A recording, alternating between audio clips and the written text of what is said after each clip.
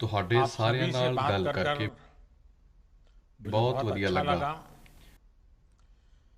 ਮੇਰਾ ਹਰ मेरा हर ਸਾਲ साल ਇਹ ये ਯਤਨ प्रयास ਰਹਿੰਦਾ रहता ਹੈ है ਕਿ कि ਤੁਹਾਡੇ आप ਜਿਹੇ जैसे युवा साथियों से ਨੌਜਵਾਨ बातचीत ਸਾਥੀਆਂ ਦੇ करूं, ਨਾਲ ਗੱਲਬਾਤ ਕਰਾਂ, आपके विचारों ਤੁਹਾਡੇ को ਵਿਚਾਰਾਂ ਨੂੰ ਜਾਣਦਾ लगातार ਰਹਾਂ, जानता रहूं, ਤੁਹਾਡੀਆਂ आपकी ਗੱਲਾਂ, बातें, आपके ਤੁਹਾਡੇ सवाल, ਸਵਾਲ, आपकी ਤੁਹਾਡੀ उत्सुकता ਉਤਸੁਕਤਾ मुझे ਮੈਨੂੰ भी ਵੀ भविष्य ਭਵਿੱਖ की ਦੀਆਂ ਚੁਣੌਤੀਆਂ चुनौतियों से ਨਾਲ निपटने में ਨਜਿੱਠਣ मदद ਵਿੱਚ ਮਦਦ ਕਰਦੀ ਹੈ। ਸਾਥੀਓ, साथियों ਇਸ इस ਵਾਰ बार ਦੀ की ਇਹ चर्चा ਚਰਚਾ ऐसे समय हो ਅਜਿਹੇ रही है ਸਮੇਂ ਵਿੱਚ ਹੋ ਰਹੀ ਹੈ जब भारत ਜਦੋਂ ਭਾਰਤ अपनी आजादी ਆਪਣੀ के ਆਜ਼ਾਦੀ ਦੇ 75 वर्ष 75 का ਵਰਿਆਂ ਦਾ अमृत महोत्सव ਅੰਮ੍ਰਿਤ मना रहा है। ਮਹੋਤਸਵ ਮਨਾ ਰਿਹਾ ਹੈ।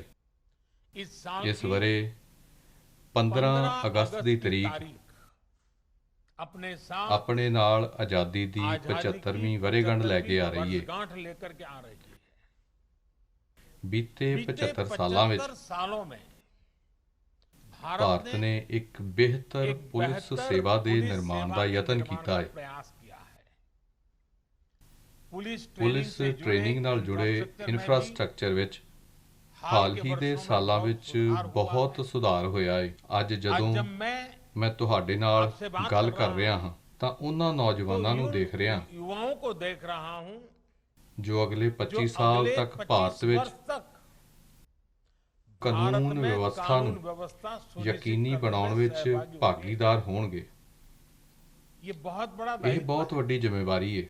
ਇਸ इसलिए ਲਈ अब ਹੁਣ एक ਇੱਕ नई ਨਵੀਂ शुरुआत, ਸ਼ੁਰੂਆਤ एक नए ਇੱਕ ਨਵੇਂ ਸੰਕਲਪ ਦੇ ਇਰਾਦੇ ਨਾਲ ਅੱਗੇ आगे ਵਧਣਾ बढ़ना ਹੈ। है। साथियों, ਸਾਥੀਓ, मुझे ਮੈਨੂੰ बहुत जानकारी ਜ਼ਿਆਦਾ तो ਜਾਣਕਾਰੀ ਤਾਂ ਨਹੀਂ ਕਿ कि ਤੁਹਾਡੇ आप में ਵਿੱਚੋਂ ਕਿੰਨੇ कितने ਲੋਕ लोग दांडी गए ने गए हुए हैं ਜਾਂ या ਫਿਰ फिर ਕਿੰਨਿਆਂ कितनों ਨੇ ने ਸਾਬਰਮਤੀ ਆਸ਼ਰਮ ਦੇਖਿਆ ਹੈ। साबरमती आश्रम देखा है। ਲੇਕਿਨ लेकिन ਮੈਂ मैं आपको ਤੁਹਾਨੂੰ 1930 ਦੀ 1930 की ਦਾਂਡੀ ਯਾਤਰਾ ਦੀ ਯਾਦ ਦਿਵਾਉਣੀ ਚਾਹੁੰਦਾ ਹਾਂ। ਗਾਂਧੀ ਜੀ गांधी ਨੇ ਨਮਕ ਸੱਤਿਆਗ੍ਰਹਿ ਦੇ ਦਮ ਤੇ पर ਅੰਗਰੇਜ਼ੀ ਸ਼ਾਸਨ ਦੀ ਨੀਂਹ ਹਿਲਾਉਣ ਦੀ ਗੱਲ ਕਹੀ हिला ਸੀ। देने की बात कही थी। ਉਹਨਾਂ उन्होंने ਇਹ ये ਵੀ भी ਕਿਹਾ कहा ਸੀ था ਕਿ ਜਦੋਂ ਸਾਧਨ कि जब ਨਿਆਂਪੂਰਨ ਅਤੇ ਸਹੀ ਹੁੰਦੇ ਨੇ और सही होते हैं ਤਾਂ ਭਗਵਾਨ तो ਵੀ भगवान भी ਸਾਥ ਦੇਣ ਲਈ देने के ਹਾਜ਼ਰ लिए ਹੋ ਜਾਂਦੇ ਨੇ। उपस्थित हो जाते हैं। ਸਾਥੀਓ, साथियों, ਇੱਕ ये ਛੋਟੇ ਜਿਹੇ से ਜਥੇ ਨੂੰ ਨਾਲ ਲੈ को ਕੇ साथ लेकर ਉਹ महात्मा ਸਾਬਰਮਤੀ गांधी ਆਸ਼ਰਮ ਤੋਂ ਨਿਕਲ ਪਏ ਸਨ। साबरमती आश्रम से निकल पड़े थे। एक ਇੱਕ ਇੱਕ ਦਿਨ बीतता गया ਬੀਤਦਾ ਗਿਆ। और जो लोग जहां ਜੋ थे, ਲੋਕ ਜਿੱਥੇ ਸੀ वो नमक ਉਹ ਨਮਕ से ਸੱਤਿਆਗ੍ਰਹਿ ਦੇ जुड़ते ਨਾਲ गए। ਜੁੜਦੇ ਚਲੇ ਗਏ। 24 24 ਦਿਨ बाद ਬਾਅਦ ਜਦੋਂ जब ਗਾਂਧੀ गांधी ਜੀ जी ਨੇ ने ਦਾਂਡੀ ਵਿੱਚ ਆਪਣੀ दांडी ਯਾਤਰਾ में ਪੂਰੀ अपनी ਕੀਤੀ यात्रा पूरी की, ਤਾਂ ਪੂਰਾ पूरे ਦੇਸ਼ देश ਜਿਵੇਂ एक ਉੱਠ प्रकार ਕੇ से ਖੜਾ पूरा ਹੋ ਗਿਆ ਸੀ। देश उठ करके खड़ा हो गया था। ਉਸ ਇੱਛਾ एक ਸ਼ਕਤੀ इच्छा ਨੂੰ ਯਾਦ शक्ति को ਕਰੀਏ। याद करिए। ਇਸ ਲਾਲਸਾ ਨੇ, इसी ललक ने, ਇਸੇ इसी ਇਕਜੁੱਟਤਾ ਨੇ एकजुटता ने ਭਾਰਤ ਦੀ ਆਜ਼ਾਦੀ ਦੀ ਲੜਾਈ ਨੂੰ ਸਮੂਹਿਕਤਾ ਦੀ ਸ਼ਕਤੀ ਨਾਲ ਭਰ ਦਿੱਤਾ ਸੀ। परिवर्तन का वही ਤਬਦੀਲੀ भाव, ਦਾ ਉਹੀ ਭਾਵ, संकल्प ਸੰਕਲਪ में ਵਿੱਚ वही इच्छा ਉਹੀ शक्ति ਇੱਛਾ ਸ਼ਕਤੀ आज ਅੱਜ देश ਦੇਸ਼ ਤੁਹਾਡੇ आप ਜਿਹੇ जैसे ਨੌਜਵਾਨਾਂ ਤੋਂ युवाओं ਮੰਗ से ਰਿਹਾ मांग ਹੈ। रहा है। 1930 से ਤੋਂ 1947 के 1947 बीच ਦਰਮਿਆਨ ਦੇਸ਼ ਵਿੱਚ ਜੋ देश ਉਭਾਰ में जो ਉੱਠਿਆ, ज्वार उठा, ਜਿਸ जिस तरह तरह देश का देश युवा के आगे नौजवान बढ़कर आए, ਅੱਗੇ ਵੱਧ ਕੇ ਆਏ, ਇੱਕ एक ਟੀਚੇ लक्ष्य के ਲਈ लिए ਇਕਜੁੱਟ ਹੋ ਕੇ एकजुट होकर ਪੂਰੀ युवा ਨੌਜਵਾਨ पीढ़ी ਪੀੜ੍ਹੀ ਜੁਟ जुट ਗਈ। ਅੱਜ आज ਉਹੀ ਮਨੋਭਾਵ यही मनोभाव आपके तुसी भीतर लियाना भी है। अपेक्षित है। हम सबको इस भाव में जीना होगा। ਉਸ ਸਮੇਂ उस समय ਦੇਸ਼ ਦੇ ਲੋਕ खास करके देश के युवा ਸਵਰਾਜ ਲਈ ਲੜੇ ਸੀ। स्वराज्य के लिए लड़े थे। ਤੁਸੀਂ ਚੰਗੇ ਸ਼ਾਸਨ ਲਈ ਅੱਗੇ ਵਧਣਾ ਹੈ। राज्य के लिए जी जान से जुटना है। ਉਸ ਸਮੇਂ उस समय ਲੋਕ ਦੇਸ਼ ਦੀ ਆਜ਼ਾਦੀ ਲਈ मरने ਮਰ को ਮਿਟਣ ਨੂੰ तैयार ਤਿਆਰ ਸਨ। आज आपको ਅੱਜ ਤੁਸੀਂ देश के लिए ਦੇਸ਼ ਦੇ जीने ਲਈ का भाव लेकर ਜੀਣ आगे ਦੀ चलना। ਭਾਵਨਾ ਨੂੰ ਲੈ ਕੇ ਅੱਗੇ ਚੱਲਣਾ ਹੈ। 25 ਸਾਲ ਬਾਅਦ ਜਦੋਂ जब ਭਾਰਤ ਦੀ भारत ਆਜ਼ਾਦੀ ਦੇ 100 ਵਰ੍ਹੇ ਪੂਰੇ ਹੋਣਗੇ, तब ਉਦੋਂ हमारी ਸਾਡੀ ਪੁਲਿਸ ਸੇਵਾ ਕਿਹੋ ਜਿਹੀ ਹੋਵੇਗੀ, ਕਿੰਨੀ ਸਸ਼ਕਤ ਹੋਵੇਗੀ, ਉਹ ਤੁਹਾਡੇ ਅੱਜ ਦੇ ਕੰਮਾਂ ਤੇ ਨਿਰਭਰ ਕਰੇਗੀ।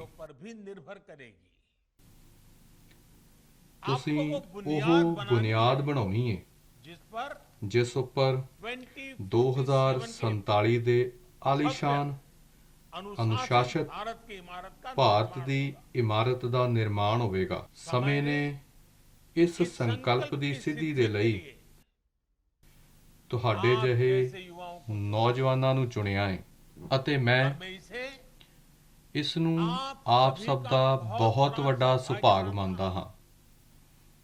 ਤੁਸੀਂ ਇੱਕ ਅਜਿਹੇ ਸਮੇਂ ਵਿੱਚ ਕੈਰੀਅਰ ਦੀ ਸ਼ੁਰੂਆਤ ਕਰ ਰਹੇ ਹੋ ਜਦੋਂ ਭਾਰਤ ਹਰ ਖੇਤਰ, ਹਰ ਪੱਧਰ ਤੇ ਟਰਾਂਸਫਰਮੇਸ਼ਨ ਦੇ ਦੌਰ ਵਿੱਚੋਂ ਲੰਘ ਰਿਹਾ ਹੈ। ਤੁਹਾਡੇ ਕੈਰੀਅਰ ਦੇ ਆਉਣ ਵਾਲੇ 25 ਸਾਲ ਭਾਰਤ ਦੇ ਵਿਕਾਸ ਦੇ ਵੀ ਸਭ ਤੋਂ ਅਹਿਮ 25 ਸਾਲ ਹੋਣ ਵਾਲੇ ਨੇ। ਇਸ ਲਈ ਤੁਹਾਡੀ ਤਿਆਰੀ, ਤੁਹਾਡੀ ਮਨੋਦਸ਼ਾ ਇਸ ਵੱਡੇ ਟੀਚੇ ਦੇ ਅਨੁਕੂਲ ਹੋਣੀ ਚਾਹੀਦੀ ਹੈ। ਆਉਣ ਵਾਲੇ 25 ਸਾਲ ਤੁਸੀਂ ਦੇਸ਼ ਦੇ ਵੱਖ-ਵੱਖ ਹਿੱਸਿਆਂ ਵਿੱਚ ਵੱਖ-ਵੱਖ ਅਹੁਦਿਆਂ ਤੇ ਕੰਮ ਕਰੋਗੇ, ਵੱਖ-ਵੱਖ ਭੂਮਿਕਾਵਾਂ ਨਿਭਾਓਗੇ। ਤੁਹਾਡੇ ਸਾਰਿਆਂ ਦੇ ਇੱਕ ਆਧੁਨਿਕ, ਪ੍ਰਭਾਵੀ ਅਤੇ ਸੰਵੇਦਨਸ਼ੀਲ ਪੁਲਿਸ ਸੇਵਾ ਦੇ ਨਿਰਮਾਣ ਦੀ ਇੱਕ ਬਹੁਤ ਵੱਡੀ ਜ਼ਿੰਮੇਵਾਰੀ ਹੈ ਅਤੇ ਇਸ ਲਈ ਤੁਸੀਂ ਹਮੇਸ਼ਾ ਇਹ ਯਾਦ ਰੱਖਣਾ ਹੈ ਕਿ ਤੁਸੀਂ 25 ਸਾਲ ਦੇ ਇੱਕ ਵਿਸ਼ੇਸ਼ ਮਿਸ਼ਨ ਤੇ ਹੋ ਅਤੇ ਭਾਰਤ ਨੇ ਇਸ ਲਈ ਤੁਹਾਨੂੰ ਖਾਸ ਤੌਰ ਤੇ ਚੁਣਿਆ ਹੈ। ਸਾਥੀਓ, ਦੁਨੀਆ ਭਰ ਦੇ ਤਜਰਬੇ ਦੱਸਦੇ ਨੇ ਕਿ ਜਦੋਂ ਕੋਈ ਰਾਸ਼ਟਰ ਵਿਕਾਸ ਦੇ ਰਾਹ ਤੇ ਅੱਗੇ ਵਧਦਾ ਹੈ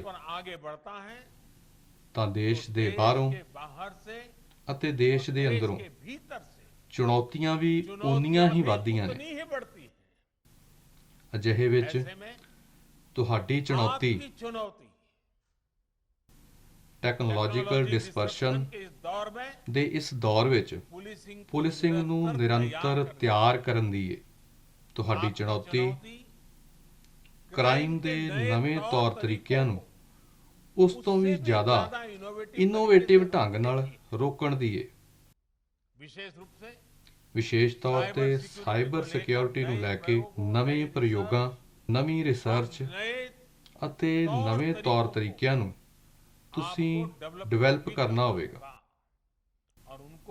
ਅਤੇ ਉਹਨਾਂ ਨੂੰ ਅਪਲਾਈ ਵੀ ਕਰਨਾ ਹੋਵੇਗਾ। ਸਾਥੀਓ, ਦੇਸ਼ ਦੇ ਸੰਵਿਧਾਨ ਨੇ, ਦੇਸ਼ ਦੇ ਲੋਕਤੰਤਰ ਨੇ ਜੋ ਵੀ ਅਧਿਕਾਰ ਦੇਸ਼ ਵਾਸੀਆਂ ਨੂੰ ਦਿੱਤੇ ਨੇ, ਜਿਨ੍ਹਾਂ ਫਰਜ਼ਾਂ ਨੂੰ ਨਿਭਾਉਣ ਦੀ ਉਮੀਦ ਕੀਤੀ ਹੈ, ਉਹਨਾਂ ਨੂੰ ਯਕੀਨੀ ਬਣਾਉਣ ਵਿੱਚ ਤੁਹਾਡੀ ਭੂਮਿਕਾ ਅਹਿਮ ਹੈ ਅਤੇ ਇਸ ਲਈ ਤੁਹਾਡੇ ਤੋਂ ਉਮੀਦਾਂ ਬਹੁਤ ਨੇ। ਤੁਹਾਡੇ ਆਚਰਣ ਤੇ ਹਮੇਸ਼ਾ ਨਜ਼ਰ ਰਹਿੰਦੀ ਹੈ। ਤੁਹਾਡੇ ਉੱਪਰ ਦਬਾਅ ਵੀ ਬਹੁਤ ਆਉਣਗੇ। ਤੁਸੀਂ ਸਿਰਫ ਪੁਲਿਸ ਥਾਣੇ ਤੋਂ ਲੈ ਕੇ ਪੁਲਿਸ ਹੈੱਡਕੁਆਰਟਰ ਦੀਆਂ ਸੇਵਾਵਾਂ ਦੇ ਅੰਦਰ ਹੀ ਨਹੀਂ ਸੋਚਣਾ। ਤੁਸੀਂ ਸਮਾਜ ਵਿੱਚ ਹਰ ਰੋਲ, ਹਰ ਭੂਮਿਕਾ ਤੋਂ ਜਾਣੂ ਵੀ ਰਹਿਣਾ ਹੈ, ਫਰੈਂਡਲੀ ਵੀ ਹੋਣਾ ਹੈ ਅਤੇ ਵਰਦੀ ਦੀਆਂ ਮਰਿਆਦਾਵਾਂ ਨੂੰ ਹਮੇਸ਼ਾ ਸਰਵਉੱਚ ਰੱਖਣਾ ਹੈ। ਇੱਕ ਗੱਲ ਦਾ ਤੁਸੀਂ ਹਮੇਸ਼ਾ ਧਿਆਨ ਰੱਖਣਾ, ਤੁਹਾਡੀਆਂ ਸੇਵਾਵਾਂ ਦੇਸ਼ ਦੇ ਵੱਖ-ਵੱਖ ਜ਼ਿਲ੍ਹਿਆਂ ਵਿੱਚ ਹੋਣਗੀਆਂ, ਸ਼ਹਿਰਾਂ ਵਿੱਚ ਹੋਣਗੀਆਂ। ਇਸ ਲਈ इसलिए ਤੁਸੀਂ ਇੱਕ ਮੰਤਰ ਯਾਦ ਰੱਖਣਾ ਹੈ। सदा सर्वदा याद रखना है। ਫੀਲਡ फील्ड ਵਿੱਚ में ਰਹਿੰਦੇ रहते ਹੋਏ हुए ਤੁਸੀਂ आप ਜੋ ਵੀ फैसले ਲਓ ਉਸ उसमें ਵਿੱਚ ਦੇਸ਼ ਹਿੱਤ ਹੋਣਾ ਚਾਹੀਦਾ ਹੈ, ਰਾਸ਼ਟਰੀ ਪਰਪੇਖ ਹੋਣਾ ਚਾਹੀਦਾ ਹੈ। परिप्रेक्ष्य होना चाहिए। ਤੁਹਾਡੇ ਕੰਮਕਾਜ ਦਾ ਦਾਇਰਾ कामकाज का दायरा और ਅਤੇ समस्याएं ਸਮੱਸਿਆਵਾਂ ਅਕਸਰ ਲੋਕਲ ਹੋਣਗੀਆਂ। ਅਜਿਹੇ ਵਿੱਚ ਉਹਨਾਂ ਨਾਲ ਨਜਿੱਠਦੇ ਹੋਏ देखते हुए ਇਹ ਮੰਤਰ ये ਬਹੁਤ मंत्र ਕੰਮ ਆਏਗਾ। बहुत काम आएगा। आपको ਤੁਸੀਂ हमेशा ये ਹਮੇਸ਼ਾ याद ਇਹ ਯਾਦ रखना ਰੱਖਣਾ ਹੈ ਕਿ आप ਤੁਸੀਂ एक ਇੱਕ ਭਾਰਤ श्रेष्ठ भारत श्रेष्ठ की ਭਾਰਤ ध्वजवाहक ਦੇ है। ਝੰਡਾ ਬਰਦਾਰ ਵੀ ਹੋ। ਇਸ ਲਈ ਤੁਹਾਡੇ ਹਰ आपके ਐਕਸ਼ਨ, हर एक्शन, ਤੁਹਾਡੀ आपकी ਹਰ हर ਗਤੀਵਿਧੀ ਵਿੱਚ ਨੇਸ਼ਨ ਫਸਟ, ਆਲਵੇਜ਼ ਫਸਟ, ਰਾਸ਼ਟਰ ਨੂੰ ਪਹਿਲ, सदैव ਸਦਾ प्रथम ਪਹਿਲ ਦੀ ਭਾਵਨਾ इसी भावना ਰਿਫਲੈਕਟ को ਹੋਣੀ ਚਾਹੀਦੀ करने ਹੈ। वाली होनी चाहिए। साथियों, ਸਾਥੀਓ, मैं अपने ਮੈਂ ਆਪਣੇ ਸਾਹਮਣੇ ਤੇਜਸਵੀ ਮਹਿਲਾ ਅਫਸਰਾਂ ਦੀ अफसरों की नई पीढ़ी ਨਵੀਂ ਪੀੜ੍ਹੀ ਨੂੰ ਵੀ ਦੇਖ ਰਿਹਾ। ਬੀਤੇ ਸਾਲਾਂ ਵਿੱਚ सालों में ਪੁਲਿਸ में ਫੋਰਸ ਵਿੱਚ बेटियों की ਬੇਟੀਆਂ ਦੀ भागीदारी को ਭਾਗੀਦਾਰੀ ਨੂੰ ਵਧਾਉਣ ਦਾ ਨਿਰੰਤਰ ਯਤਨ ਕੀਤਾ ਗਿਆ ਹੈ। हमारी बेटियां ਸਾਡੀਆਂ ਬੇਟੀਆਂ पुलिस ਪੁਲਿਸ में ਸੇਵਾ ਵਿੱਚ ਐਫੀਸ਼ੀਐਂਸੀ efficiency और ਅਤੇ accountability ਅਕਾਊਂਟੇਬਿਲਟੀ के ਦੇ साथ ਨਾਲ-ਨਾਲ ਨਿਮਰਤਾ, सहजता, ਹਲੀਮੀ सहजता ਅਤੇ और ਸੰਵੇਦਨਸ਼ੀਲਤਾ ਦੇ ਮੁੱਲਾਂ ਨੂੰ ਵੀ ਸਸ਼ਕਤ ਕਰਨਗੀਆਂ। सशक्त करती है। ਇਸ ਤਰ੍ਹਾਂ 10 ਲੱਖ ਤੋਂ ਵਧੇਰੇ ਆਬਾਦੀ ਵਾਲੇ ਸ਼ਹਿਰਾਂ ਵਿੱਚ शहरों में ਕਮਿਸ਼ਨਰ ਪ੍ਰਣਾਲੀ ਲਾਗੂ ਕਰਨ ਨੂੰ ਵੀ ਲੈ ਕੇ ਸੂਬੇ ਕੰਮ ਕਰ ਰਹੇ ਨੇ। राज्य काम कर रहे हैं। ਹੁਣ ਤੱਕ 16 ਸੂਬਿਆਂ ਨੇ 16 राज्यों के ਅਨੇਕਾਂ ਸ਼ਹਿਰਾਂ ਵਿੱਚ ਇਹ ਵਿਵਸਥਾ ਲਾਗੂ व्यवस्था ਕੀਤੀ ਹੈ। लागू की जा चुकी है। ਮੈਨੂੰ ਵਿਸ਼ਵਾਸ ਹੈ मुझे विश्वास है ਕਿ ਬਾਕੀ ਥਾਵਾਂ ਤੇ ਵੀ बाकी जगह ਇਸ भी ਨੂੰ ਲੈ ਕੇ ਸਕਾਰਾਤਮਕ ਕਦਮ ਚੁੱਕੇ ਜਾਣਗੇ। ਸਾਥੀਓ, साथियों ਪੁਲਿਸਿੰਗ ਨੂੰ ਫਿਊਚਰਿਸਟਿਕ फ्यूचर ਅਤੇ ਪ੍ਰਭਾਵੀ ਬਣਾਉਣ ਵਿੱਚ प्रभावी बनाने में ਸਮੂਹਿਕਤਾ और ਅਤੇ संवेदनशीलता के साथ ਸੰਵੇਦਨਸ਼ੀਲਤਾ काम ਦੇ ਨਾਲ ਕੰਮ ਕਰਨਾ ਲਾਜ਼ਮੀ ਹੈ। करना। ਇਸ ਕਰੋਨਾ ਕਾਲ ਵਿੱਚ हमने देखा है ਅਸੀਂ ਦੇਖਿਆ ਹੈ कि ਕਿ पुलिस के ਪੁਲਿਸ ਦੇ ਸਾਥੀਆਂ ਨੇ ਕਿਸ ਤਰ੍ਹਾਂ ਸਥਿਤੀਆਂ ਨੂੰ ਸੰਭਾਲਣ ਵਿੱਚ ਬਹੁਤ ਵੱਡੀ ਭੂਮਿਕਾ ਨਿਭਾਈ ਹੈ। ਕਰੋਨਾ ਦੇ ਖਿਲਾਫ ਲੜਾਈ ਵਿੱਚ ਸਾਡੇ ਪੁਲਿਸ ਕਰਮਚਾਰੀਆਂ ਨੇ ਦੇਸ਼ ਵਾਸੀਆਂ ਦੇ ਨਾਲ ਮੋਢਾ ਜੋੜ ਕੇ मिलाकर काम किया। ਕੰਮ ਕੀਤਾ ਹੈ। ਇਸ ਯਤਨ ਵਿੱਚ ਕਈ ਪੁਲਿਸ ਕਰਮਚਾਰੀਆਂ ਨੂੰ ਆਪਣੇ ਪ੍ਰਾਣਾਂ ਦਾ प्राणों की ਬਲੀਦਾਨ ਵੀ ਦੇਣਾ ਪਿਆ ਹੈ। तक देनी पड़ी है। ਮੈਂ ਉਹਨਾਂ ਨੂੰ इन सभी जवानों को पुलिस ਸ਼ਰਧਾਂਜਲੀ ਦਿੰਦਾ ਹਾਂ आदर पूर्वक श्रद्धांजलि देता हूं ਅਤੇ और देश की ਦੇਸ਼ तरफ ਦੀ से ਤਰਫੋਂ उनके ਉਹਨਾਂ ਦੇ परिवारों के ਪਰਿਵਾਰਾਂ प्रति ਪ੍ਰਤੀ ਸੰਵੇਦਨਾ ਪ੍ਰਗਟ ਕਰਦਾ ਹਾਂ। साथियों, ਸਾਥੀਓ, आज आपने ਅੱਜ ਤੁਹਾਡੇ ਨਾਲ ਗੱਲ ਕਰਦੇ ਹੋਏ करता था ਮੈਂ ਇੱਕ ਹੋਰ ਪੱਖ ਨੂੰ ਤੁਹਾਡੇ ਸਾਹਮਣੇ ਰੱਖਣਾ ਚਾਹੁੰਦਾ ਹਾਂ। आपके सामने रखना चाहता हूं। ਅੱਜ ਕੱਲ ਅਸੀਂ ਦੇਖਦੇ ਹਾਂ ਕਿ ਜਿੱਥੇ-ਜਿੱਥੇ ਕੁਦਰਤੀ ਆਫਤ ਆਉਂਦੀ ਹੈ, आपदा आती है, कहीं ਕਿਤੇ बाढ़, ਹੜ੍ਹ, कहीं ਕਿਤੇ ਚੱਕਰਵਾਤੀ ਤੂਫਾਨ, कहीं भूस्खलन, ਕਿਤੇ ਜ਼ਮੀਨ ਖਿਸਕਣਾ, तो हमारे एनडीआरएफ ਤਾਂ ਸਾਡੇ ਐਨਡੀਆਰਐਫ ਦੇ ਸਾਥੀ पूरी ਪੂਰੀ ਮੁਸਤੈਦੀ ਨਾਲ ਉੱਥੇ ਨਜ਼ਰ ਆਉਂਦੇ ਨੇ। आपदा के समय ਆਫਤ ਦੇ ਸਮੇਂ एनडीआरएफ का नाम ਐਨਡੀਆਰਐਫ ਦਾ ਨਾਂ ਸੁਣਦੇ ਹੀ ਲੋਕਾਂ ਵਿੱਚ एक ਵਿਸ਼ਵਾਸ ਪੈਦਾ ਹੁੰਦਾ ਹੈ। ਇਹ ਸਾਖ साख ਐਨਡੀਆਰਐਫ ਨੇ ਆਪਣੇ ਬਿਹਤਰੀਨ ਕੰਮ ਨਾਲ ਬਣਾਈ ਹੈ। बेहतरीन काम से बनाई है। ਅੱਜ ਦੇ ਲੋਕਾਂ ਨੂੰ लोगों ये को भरोसा है भरोसा है ਕਿ ਆਫਤ ਦੇ आपदा ਸਮੇਂ के समय ਐਨਡੀਆਰਐਫ ਦੇ ਜਵਾਨ के जवान हमें ਸਾਨੂੰ ਜਾਨ ਦੀ ਬਾਜ਼ੀ ਲਗਾ ਕੇ ਵੀ ਬਚਾਉਣਗੇ। बचाएंगे। एनडीआरएफ ਐਨਡੀਆਰਐਫ ਵਿੱਚ ਵੀ ਤਾਂ ਜ਼ਿਆਦਾਤਰ ਪੁਲਿਸ ਫੋਰਸ ਦੇ ਜਵਾਨ ਹੁੰਦੇ ਨੇ, आपके ही साथी होते हैं। ਲੇਕਿਨ ਕੀ ਇਹ ਭਾਵਨਾ, ਇਹ ਸਨਮਾਨ ਸਮਾਜ ਵਿੱਚ ਪੁਲਿਸ ਦੇ ਲਈ ਵੀ ਹੈ? पुलिस के लिए ਆਖਿਰ ਕਿਉਂ? ਇਸ ਦਾ ਉੱਤਰ का उत्तर ਤੁਹਾਨੂੰ ਵੀ ਪਤਾ भी ਹੈ। पता है। ਆਮ ਲੋਕਾਂ ਵਿੱਚ ਇਹ ਜੋ ਪੁਲਿਸ ਦੀ ਨੈਗੇਟਿਵ ਪਰਸੈਪਸ਼ਨ ਬਣੀ ਹੋਈ ਹੈ, ਇਹ ਬਹੁਤ ਵੱਡੀ ਚੁਣੌਤੀ ਹੈ। ਕਰੋਨਾ ਕਾਲ ਦੀ ਸ਼ੁਰੂਆਤ ਵਿੱਚ ਮਹਿਸੂਸ ਕੀਤਾ ਗਿਆ ਸੀ ਕਿ ਇਹ ਪਰਸੈਪਸ਼ਨ ਥੋੜੀ ਬਦਲੀ ਹੈ, ਲੇਕਿਨ ਹੁਣ ਫਿਰ ਉਹੀ ਪੁਰਾਣੀ ਸਥਿਤੀ ਹੋ ਗਈ ਹੈ। ਆਖਰ ਜਨਤਾ ਦਾ ਵਿਸ਼ਵਾਸ ਕਿਉਂ ਨਹੀਂ ਵੱਧਦਾ? ਸਾਖ ਕਿਉਂ ਨਹੀਂ ਵੱਧਦੀ? ਸਾਥੀਓ, ਦੇਸ਼ ਦੀ ਸੁਰੱਖਿਆ ਦੇ ਲਈ, ਕਾਨੂੰਨ ਵਿਵਸਥਾ ਬਣਾਈ ਰੱਖਣ ਦੇ ਲਈ, ਅੱਤਵਾਦ ਨੂੰ ਮਿਟਾਉਣ ਦੇ ਲਈ ਸਾਡੇ ਪੁਲਿਸ ਦੇ ਸਾਥੀ ਆਪਣੀ ਜਾਨ ਤੱਕ ਵਾਰ ਦਿੰਦੇ ਨੇ। ਕਈ ਦਿਨ ਤੱਕ ਤੁਸੀਂ ਘਰ ਨਹੀਂ ਜਾ ਪਾਉਂਦੇ ਹੋ। ਤਿਉਹਾਰਾਂ ਵਿੱਚ ਵੀ ਤੁਹਾਨੂੰ ਅਕਸਰ ਆਪਣੇ ਪਰਿਵਾਰ ਤੋਂ ਦੂਰ ਰਹਿਣਾ ਪੈਂਦਾ ਹੈ। ਲੇਕਿਨ ਜਦੋਂ ਪੁਲਿਸ ਦੀ ਇਮੇਜ ਦੀ ਗੱਲ ਆਉਂਦੀ ਹੈ ਤਾਂ ਲੋਕਾਂ ਦਾ ਮਨੋਭਾਵ ਬਦਲ ਜਾਂਦਾ ਹੈ। ਪੁਲਿਸ ਵਿੱਚ ਆ ਰਹੀ ਨਵੀਂ ਪੀੜ੍ਹੀ ਦੀ ਇਹ ਜ਼ਿੰਮੇਵਾਰੀ ਬਣਦੀ ਹੈ ਕਿ ਇਸ ਇਮੇਜ ਨੂੰ ਬਦਲੇ। ਪੁਲਿਸ ਦੀ ਇਹ ਨੈਗੇਟਿਵ ਪਰਸੈਪਸ਼ਨ ਖਤਮ ਹੋਵੇ। ਇਹ ਤੁਸੀਂ ਲੋਕਾਂ ਨੇ ਹੀ ਕਰਨਾ ਹੈ। ਤੁਹਾਡੀ ਟ੍ਰੇਨਿੰਗ, ਤੁਹਾਡੀ ਸੋਚ ਦਰਮਿਆਨ ਸਾਲਾਂ ਤੋਂ ਚੱਲੀ ਆ ਰਹੀ ਪੁਲਿਸ ਡਿਪਾਰਟਮੈਂਟ ਦੀ ਜੋ ਸਥਾਪਿਤ ਰਵਾਇਤ ਹੈ, ਉਸ ਨਾਲ ਤੁਹਾਡਾ ਹਰ ਰੋਜ਼ ਆਮਣਾ ਸਾਹਮਣਾ ਹੋਵੇਗਾ। ਸਿਸਟਮ ਤੁਹਾਨੂੰ ਬਦਲ ਦਿੰਦਾ ਹੈ ਜਾਂ ਤੁਸੀਂ ਸਿਸਟਮ ਨੂੰ ਬਦਲ ਦਿੰਦੇ ਹੋ। ਇਹ ਤੁਹਾਡੀ ਟ੍ਰੇਨਿੰਗ, ਤੁਹਾਡੀ ਇੱਛਾ ਸ਼ਕਤੀ ਅਤੇ ਤੁਹਾਡੇ ਮਨੋਬਲ ਤੇ ਨਿਰਭਰ ਕਰਦਾ ਹੈ। ਇਹ ਇੱਕ ਤਰ੍ਹਾਂ ਨਾਲ ਤੁਹਾਡੀ ਇੱਕ ਹੋਰ ਪ੍ਰੀਖਿਆ ਹੋਵੇਗੀ ਅਤੇ ਮੈਨੂੰ ਭਰੋਸਾ ਹੈ ਕਿ ਤੁਸੀਂ ਇਸ ਵਿੱਚ ਵੀ ਸਫਲ ਹੋਵੋਗੇ, ਜ਼ਰੂਰ ਸਫਲ ਹੋਵੋਗੇ। ਸਾਥੀਓ, ਇੱਥੇ ਜੋ ਵੀ ਸਾਡੇ ਗੁਆਂਢੀ ਦੇਸ਼ਾਂ ਦੇ ਨੌਜਵਾਨ ਅਫਸਰ ਨੇ, ਉਹਨਾਂ ਨੂੰ ਵੀ ਮੈਂ ਬਹੁਤ ਸ਼ੁਭਕਾਮਨਾਵਾਂ ਦੇਣੀਆਂ ਚਾਹਾਂਗਾ।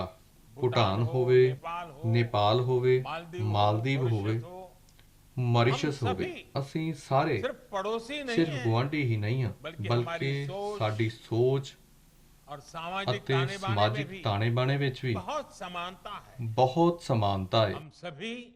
ਅਸੀਂ ਸਾਰੇ ਦੁੱਖ ਸੁੱਖ ਦੇ ਸਾਥੀ ਹਾਂ। ਜਦੋਂ ਵੀ ਕੋਈ ਆਫਤ ਆਉਂਦੀ ਹੈ, ਵਿਪਤਾ ਆਉਂਦੀ ਹੈ, ਤਾਂ ਸਭ ਤੋਂ ਪਹਿਲਾਂ ਅਸੀਂ ਹੀ ਇੱਕ ਦੂਜੇ ਦੀ ਮਦਦ ਕਰਦੇ ਹਾਂ। ਕਰੋਨਾ ਕਾਲ ਵਿੱਚ ਵੀ ਅਸੀਂ ਇਹ ਮਹਿਸੂਸ ਕੀਤਾ ਹੈ। ਇਸ ਲਈ ਆਉਣ ਵਾਲੇ ਸਾਲਾਂ ਵਿੱਚ ਹੋਣ ਵਾਲੇ ਵਿਕਾਸ ਵਿੱਚ ਵੀ ਸਾਡੀ ਸਾਂਝੇਦਾਰੀ ਵਧਣੀ ਤੈਅ ਹੈ। ਵਿਸ਼ੇਸ਼ ਤੌਰ ਤੇ ਅੱਜ ਜਦੋਂ ਕ੍ਰਾਈਮ ਅਤੇ ਕ੍ਰਿਮੀਨਲ ਸਰਹੱਦਾਂ ਤੋਂ ਪਰੇ ਨੇ, ਅਜਿਹੇ ਵਿੱਚ ਆਪਸੀ ਤਾਲਮੇਲ ਹੋਰ ਜ਼ਿਆਦਾ ਜ਼ਰੂਰੀ ਹੈ। ਮੈਨੂੰ ਵਿਸ਼ਵਾਸ ਹੈ ਕਿ ਸਰਦਾਰ ਪਟੇਲ ਅਕੈਡਮੀ ਵਿੱਚ ਬਿਤਾਏ ਤੁਹਾਡੇ ਇਹ ਦਿਨ ਤੁਹਾਡੇ ਕੈਰੀਅਰ, ਤੁਹਾਡੀ ਨੈਸ਼ਨਲ ਅਤੇ ਸੋਸ਼ਲ ਕਮਿਟਮੈਂਟ ਅਤੇ ਭਾਰਤ ਦੇ ਨਾਲ ਮਿੱਤਰਤਾ ਨੂੰ ਹੋਰ ਗੂੜੀ ਕਰਨ ਵਿੱਚ ਮਦਦ ਕਰਨਗੇ। ਇੱਕ ਵਾਰ ਫਿਰ ਆਪ ਸਭ ਨੂੰ ਬਹੁਤ ਬਹੁਤ ਸ਼ੁਭਕਾਮਨਾਵਾਂ। ਧੰਨਵਾਦ।